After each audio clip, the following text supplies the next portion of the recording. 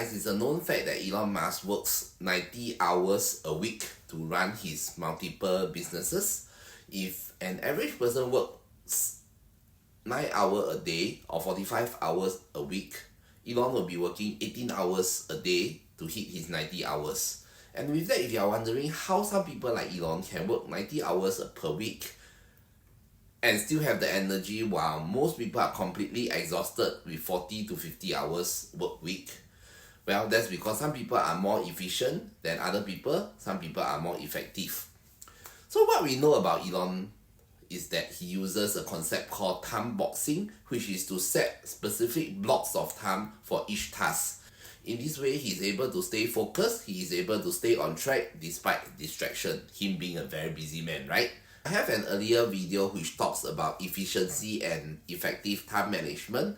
That video was made before I was introduced to time boxing, so time boxing was not included in that video. In that video, I highlighted a time focus technique which I use, and I call it the 15 minutes block. It's very similar to time boxing. Alright, so let's explore what time boxing is. Time boxing, as the name implies, is to box up and hence block out a specific period of time and use that specific time for a particular task. The main benefit of time boxing is that it fights procrastination because it has a time limit for each task.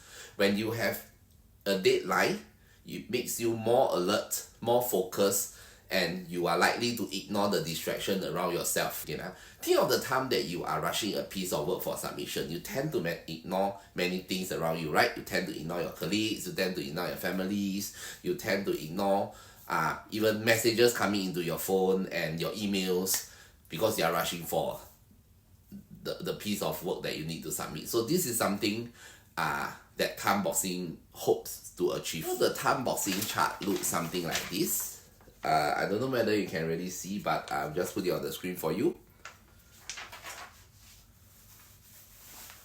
So I created this chart for a recording, but you can easily download something similar from the internet. The top left of the chart are the top priorities for your day. What are the most important things that has to be done for the day?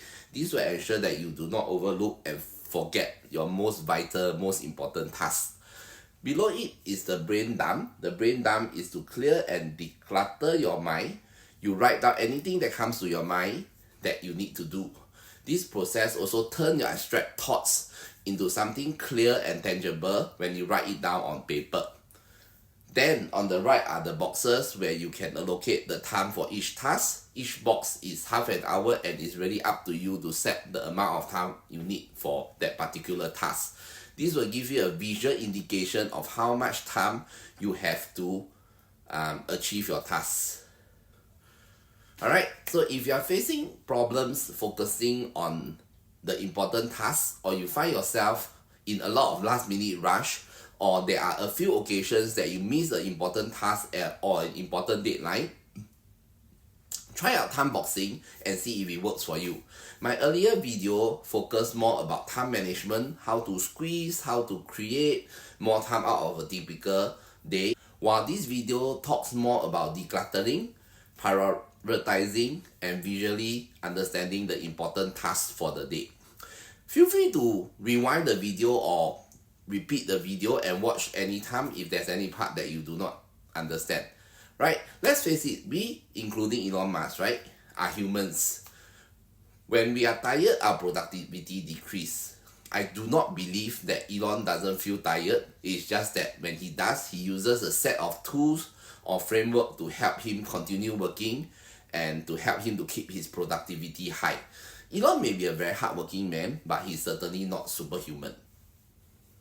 Even with his 90 hours work week, he still have to allocate time to sleep, to rest, or to go toilet. That means that if you model what he do, there is a good chance that you can be as productive as him. And when that happens, you do not want to be an employee, because for an employee, no matter how hard you work, no matter how effective or how productive you are, your salary will still be the same. You may want to be a freelancer or a business owner, and if you are interested to become a business owner, more specifically an online business owner, check out the links below. I have a series of free coaching videos where I will show you little tips and tricks every day on how to start an online business that has the potential to completely change your life. I see you in those coaching video, my friends. Meanwhile, be safe and take care.